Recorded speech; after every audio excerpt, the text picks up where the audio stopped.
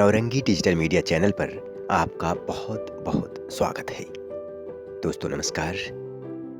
दोस्तों, इस सरजमी पर बड़ा ही नाज है, जिसके आंचल में ये जीवन पला बढ़ा संवरा, जिसकी सौंधी सौंधी महक से सिर्फ भारत का ही नहीं, दुनिया का जर्रा जर्रा, कतरा कतरा तरबतर हो उठा, गुलजार हो उठा। सारा जहां ये सीना गर्व से तन जाता है। कहते हैं कि झुकती है दुनिया, झुकाने वाला चाहिए।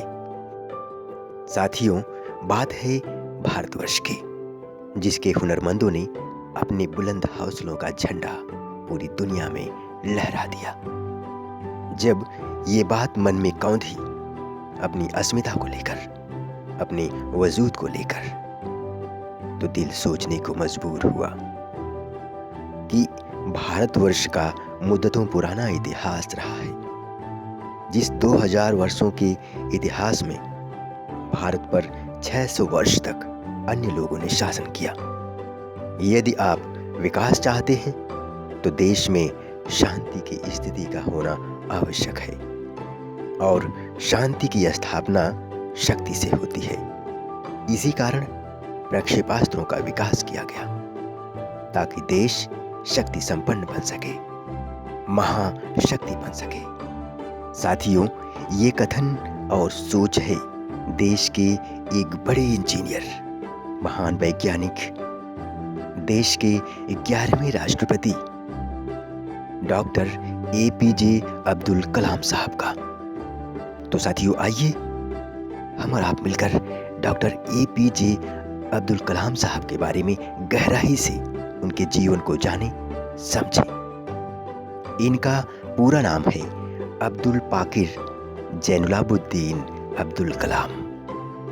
कलाम साहब का जन्म मध्यम वर्ग मुस्लिम अंसार परिवार में 15 अक्टूबर 1939 को रामेश्वरम, रामनाथपुरम, जिला ब्रिटिश राज, तमिलनाडु, चेन्नई, भारत में एक साधारण परिवार में हुआ, जिसमें 3 लोगों का परिवार, और ये खुद 5 भाई और 5 बहन हैं। एक बच्चे के मन में लगन और अपेक्षा लिए एक सूरज निकला, सारे आसमान को नाप लेने के लिए। रामेश्वरम की पंचायत के प्राइमरी स्कूल में पढ़ाई 5 वर्ष में शुरू हुई। लगन इतनी कि मैथ पढ़ने के लिए सुबह 4 बजे ट्यूशन जाया करते थे। पारिवारिक स्थिति में उतार चढ़ाव होने के बावजूद भी हौसले इतने बुलंद कि तेवर तो देखिए, इन्होंने अखबार तक बेचे, लेकिन इच्छा शक्ति को कभी कमजोर होने नहीं दिया। पढ़ाई में मन लीन रहा। आगे की पढ़ाई इन्होंने Saint Joseph College Tiruchirappalli, Madras Institute of Technology, अंतरिक्ष विज्ञान में ग्रेजुएट डिग्री हासिल की। हावरक्राफ्ट परियोजना पर काम करते हुए कलाम साहब भारतीय रक्षा अनुसंधान एवं विकास संस्थान में 1962 में प्रवेश पा लिए। कदम निरंतर बेहिचक आगे बढ़ते रहे। 1972 में ये परियोजना के महानिदेशक के रूप में भारतीय अनुसंधान संगठन में काम करते हुए स्वदेशी उपग्रह SLV-3 प्रक्षेपास्त्र बनाने का कीर्तिमान स्थापित किया। बुलंद हौसलों का कारनामा देखते जाइए। पृथ्वी की कक्षा के नजदीक 1980 में इन्होंने रोहिणी उपग्रह को स्थापित कर भारत के अंतरराष्ट्रीय अंतरिक्ष क्लब के मेंबर बन गई है। कदम चूम लेती है खुद आके मंजिल, अगर आदमी अपनी हिम्मत न हारे। कलाम साहब को एक सफलता और मिली। 1982 में भारतीय रक्षा अनुसंधान संस्थान में वे निदेशक बनकर के आए। खुद को समर्पित किया, सेंट्रलाइज किया पृथ्वी मिसाइल और अग्नि मिसाइल निर्माण योगदान में। साथियों, अब भारत तैयार था उन महाशक्तियों की सूची में अपना नाम दर्ज करवाने के लिए। और बात है भारत के मुकद्दर के उन स्वर्णिम पलों की, जो इतिहास रचने जा रहा था। दिल गदगद हो उठा। 1998 में पोखरण परमाणु परीक्षण के सफल होने के साथ साथ भारत बन गया दुनिया के परमाणु संपन्न देशों में से एक महाशक्ति। कलाम साहब भारत के लिए प्रेरणास्पद हैं, सारी दुनिया के लिए प्रेरणास्पद हैं, लेकिन ये खुद अपना प्रेरणा स्रोत जिसे मानते हैं उनमें से इनके 3 शिक्षक, जिसमें हैं विक्रम साराभाई, ब्रह्म प्रकाश और सतीश धवन को मानते हैं। कलाम साहब जिंदगी को उदीयमान नजरिए से देखते हैं। आने वाले कल को देखते हुए कहते हैं उन बच्चों के लिए जो मेहनत और लगन से आने वाले कल को खुशनुमा बनाना चाहते हैं। कलाम साहब कहते हैं, मैं यह बहुत गर्वोक्तपूर्वक तो नहीं कह सकता कि मेरा जीवन किसी के लिए आदर्श बन सकता है, लेकिन जिस तरह मेरी नीयत ने आकार ग्रहण किया है उससे किसी ऐसे गरीब बच्चे को सांत्वना अवश्य मिलेगी जो किसी छोटी सी जगह पर सुविधाहीन सामाजिक दशाओं में रह रहा हो। शायद यह ऐसे बच्चे को उनके पिछड़ेपन और निराशा की भावनाओं से विमुक्त होने में अवश्य सहायता करेगा। शिक्षा, ज्ञान, विज्ञान के रंग में रंगे कलाम साहब का जीवन बेहद सादगीपूर्ण है।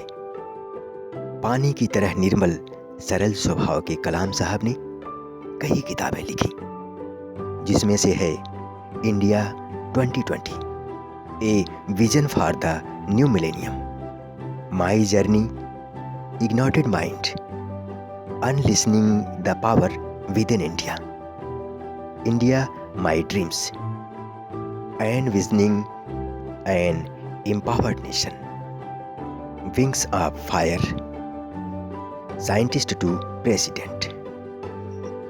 कलाम साहब के अद्भुत प्रतिभा और व्यक्तित्व से प्रभावित होकर 40 विश्वविद्यालयों ने इन्हें डॉक्टरेट की मानक उपाधि प्रदान की, यानी पीएचडी की डिग्री दिया।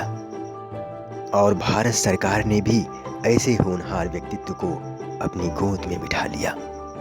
इन्हें सम्मानित किया 1981 में पद्म भूषण से और 1990 में इन्हें दिया गया पद्म विभूषण। कलाम साहब के जीवन में पुरस्कारों की बरसात होती रही। 1997 में इन्हें मिला भारत का सर्वोच्च सम्मान भारत रत्न। इस अनमोल रत्न का जीवन बेहद प्रेरणास्पद है। साथियों, 2005 में स्विट्जरलैंड सरकार ने कलाम साहब के स्विट्जरलैंड आगमन पर 26 मई को विज्ञान दिवस घोषित किया। और बात यही नहीं रुकी, इनके 79वें जन्मदिन को संयुक्त राष्ट्र ने विश्व विद्यार्थी दिवस के रूप में घोषित किया। साथियों, कलाम साहब को 27 जुलाई 2013 को 83 वर्ष की उम्र में जन्नत में जगह मिली। कलाम साहब कहीं भी रहें, लेकिन इंडिया के दिल में मुद्दतों तक जिंदा रहेंगे, कण कण में बसे रहेंगे, क्योंकि अपनी सुरक्षा के लिए डर को भी डराकर इंडिया कहता रहेगा, वर्ल्ड वॉर तो इंडिया तैयार। और अगर आपको हमारा प्रोग्राम पसंद आया है तो प्लीज़ कमेंट करके हमें ज़रूर बताएं। हमारे चैनल को लाइक एंड सब्सक्राइब करें और शेयर करें अपने दोस्तों के साथ। और हाँ, बेल आइकन का बटन दबाना ना भूलें।